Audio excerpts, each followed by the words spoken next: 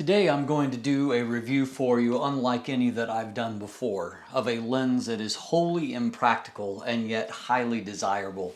I'm talking about the legendary Canon 50mm f1.0 L lens. So what is it about this lens that makes it so special and so desirable? Well, stick around and we'll talk about it.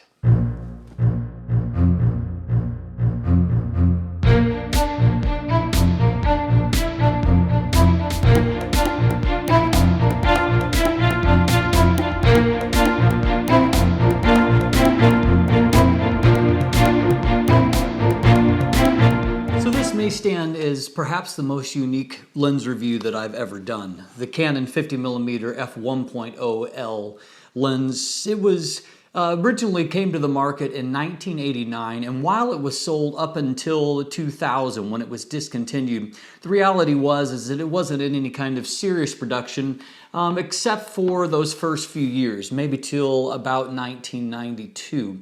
Ironically, when this lens was introduced, there were only two 50mm options in a Canon EF mount. One was the nifty 50, the 50mm f1.8, and then of course this 50mm f1.0. And the differences between those two lenses were staggering.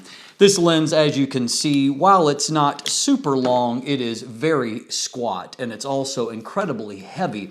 It's right under 1,000 grams in weight, while the original 50mm f1.8, it only weighed about 180 grams. And so this lens was literally more than 5 times the weight of that lens, and of course more than 10 times the price. And so it made it a very expensive comparison. And then when Canon brought out in the early 90s, 93, I believe, they brought out the, unfortunately, current, can you believe that? The current 50mm f1.4. That lens, of course, became the kind of good enough lens that most people purchased if they didn't want to go with the cheaper 50mm f1.8.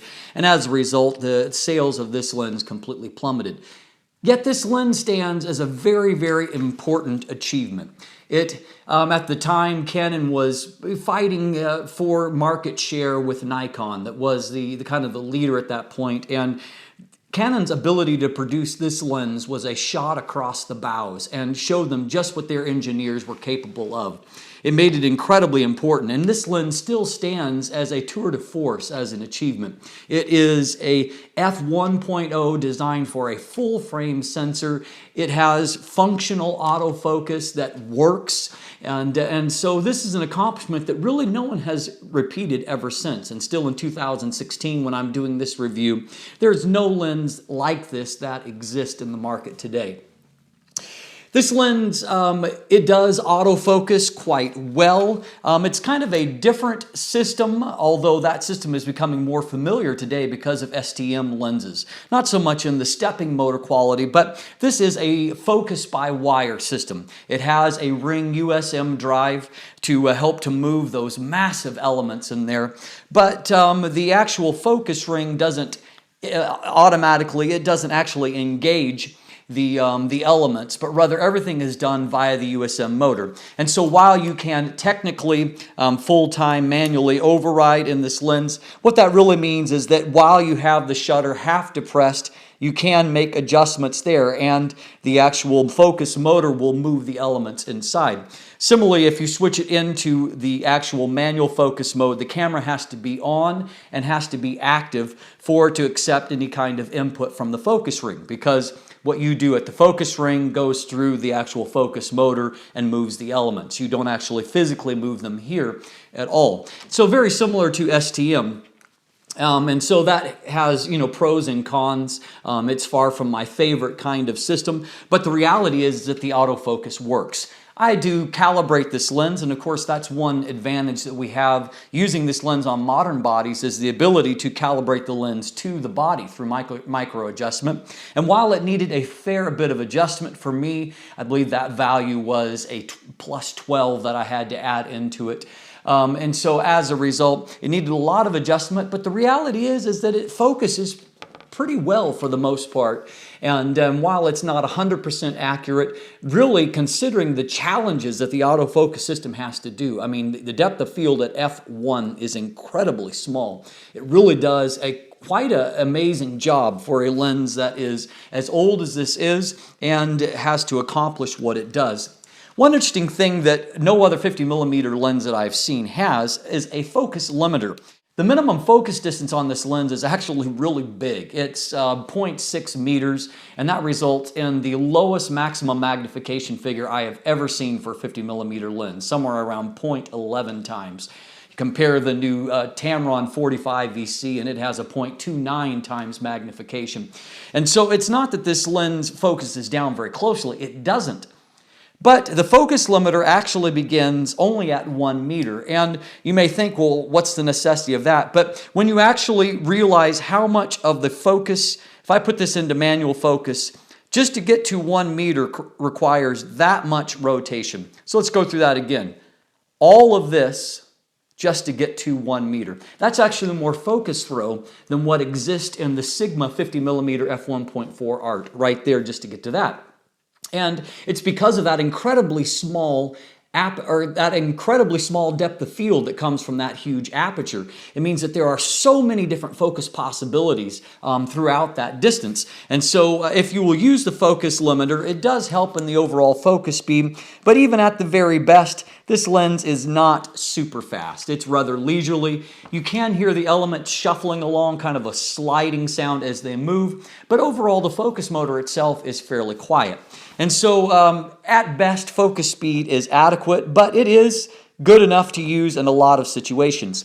Now, of course, this is an amazing low light lens in one sense. It can let in more light than just about anything else. And on that note, be prepared to put some filters on this 72mm front filter thread, because if you're shooting in daylight, you're going to be, and want to shoot around f1.1 or f1.2, you're going to be knocking up against the limits of your shutter speed in no time. And so it does need sometimes to limit the amount of light, but the trade-off for that is that you can shoot in lower lighting situations and really just about anything else. And so it's incredible in that kind of setting. That being said, don't expect this lens to focus amazingly better than other autofocus lenses in low light, even though it can suck in more light. Because the reality is that focus systems are not optimized for operating at f1. It's much slower than that, and so you don't really achieve better focus in low light conditions. What you do achieve is the ability to shoot at lower ISO settings than what you typically would with just about anything else.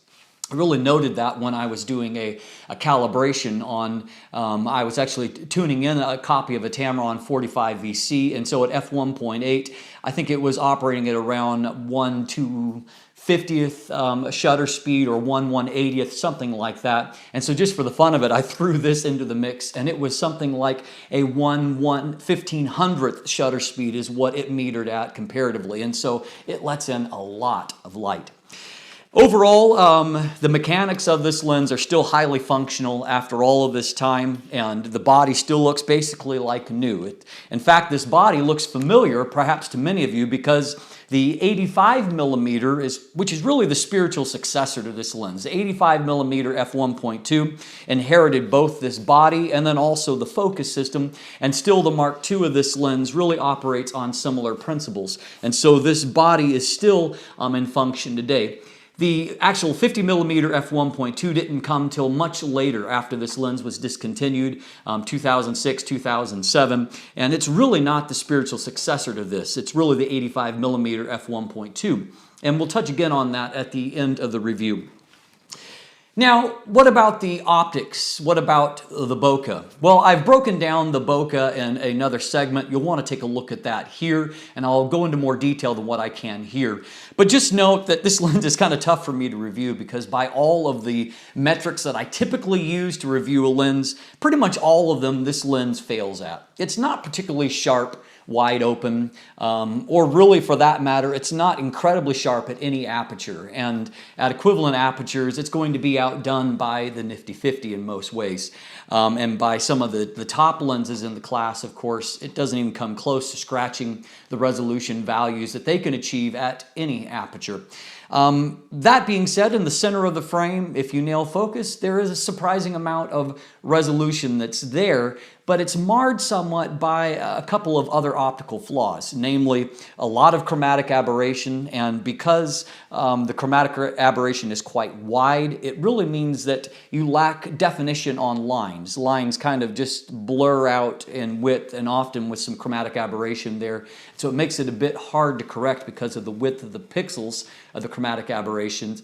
Also, it doesn't have a lot of contrast wide open, and so there is really resolution there, but it's not as apparent because it's reduced by the chromatic aberrations, it's reduced by the lack of contrast. So, for example, in this comparison of text between this lens and the Tamron, you can, although the Tamron has some chromatic aberration, it is markedly sharper and more contrasty, both in its resolution, but also because it's not destroyed by the chromatic aberrations and the lack of contrast.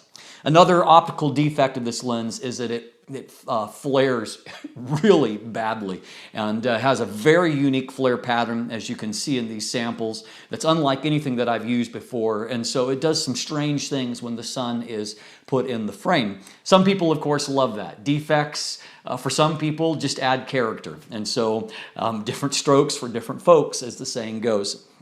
It also vignettes quite heavily, particularly at very wide apertures. That's not necessarily all that uncommon, and by about f4 it clears up fairly well, but it certainly does vignette heavily at wide apertures.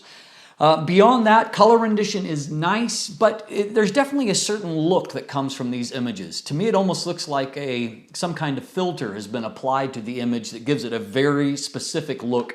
I shot an early video segment with this, actually one of my video reviews, and I personally wasn't crazy about the look even for video usage. But for some people, again, it will have a very specific look that helps to set their work apart. And there are people I know that use this lens, portrait photographers, for example, and they love it.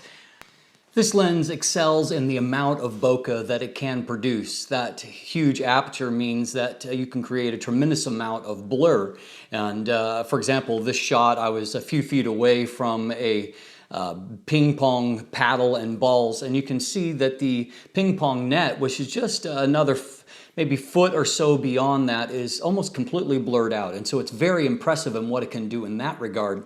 But I do find that the overall look of the bokeh highlights is very strange. And part of that is because of the two aspherical elements that are part of the optical formula.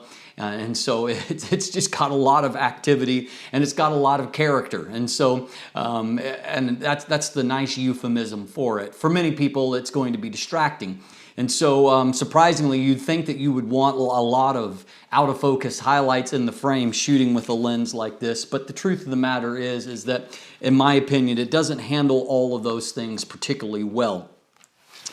And so when you look at the breakdown of the optics, it's hard to compare this lens to modern lenses, because a lot of the things that we value today as modern lens designs, it doesn't do them particularly well.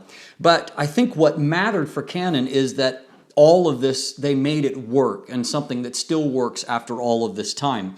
And you know, I look at this in the sense that in terms of its practicality, it's not a very practical lens. Shooting at f1 is not very practical. There really aren't a lot of situations where you need that shallow a depth of field, or even for that matter with the great high ISO performance of modern camera bodies, you don't even really need the light gathering potential of that lens. But it's the extreme nature of this lens that makes it so desirable. And it was the extreme nature of the accomplishment of what Canon did that helped to build some success for them that would later translate into becoming the far and away market leader in their class and renowned for their lens design. I think of it in the sense kind of like putting a man on the moon. it really didn't serve necessarily a lot of practical value. And yet for the United States in the Cold War, it was a shot across the bows of the Soviet Union that said, look what we can do. And of course to the rest of the world. Later on, some of the technologies that were pioneered during the Apollo missions, they did have more practical value than what that singular event did. I think the Canon 50mm f1.0L is a very similar achievement. It was a shot across the bows of Nikon saying, look what we can do. And of course, the achievement here in successfully pulling this off gave them both the competence and the engineering chops, that creativity that would birth the 85mm f1.2 and then the Mark II of that lens, which now stands as perhaps the most popular portrait lens in the world. And I see more top-end portrait photographies using the 85mm f1.2 L Mark II than perhaps any other lens. And so that certainly was a huge achievement for Canon. And of course, beyond that, they also were able to later create a 50mm f1.2 lens that, while it has its share of detractors, it is a successfully functional 50mm f1.2 lens. And I've reviewed that lens, and I found that in a lot of ways it produces some really stunning images. And so the reality is that right now in 2016, still Canon is the only one that has autofocusing f1.2 lenses out there. And I think their ability to achieve that came in part because of what they went in accomplishing this. This lens isn't a practical one, but it was one that enabled lenses that have far more practical value. And so you can see both as an achievement and desirability. You look at that huge front element, and of course, photographers love the look of that. And so it's desirable in that sense. It's desirable because it's rare, because it's no longer made. It wasn't really made in large quantities ever at any point. And so that makes it like many other things that people collect. They collect it because it's rare. They collect it because it's extreme. They collect it because it's desirable. And so as a result, this lens is selling today for more than what it cost new, even when you account for inflation. So I've really enjoyed having the opportunity to review such a rare and legendary lens, and I do want to give a shout out to Craig from CanonRumors.com, who loaned me his personal copy of this lens for the first quarter of 2016 so I could do a modern in-depth review of it. Thanks, Craig, and thanks to Canon Rumors for being the place where I personally choose to go and to hang out and to talk with other photographers. I'm Dustin Abbott. If you haven't already, please subscribe. If you'll look down below, I've got linkage to my full written review of this lens where I delve into other things and have far more image samples for you to go and take a look at. Thanks for watching. Have a great day.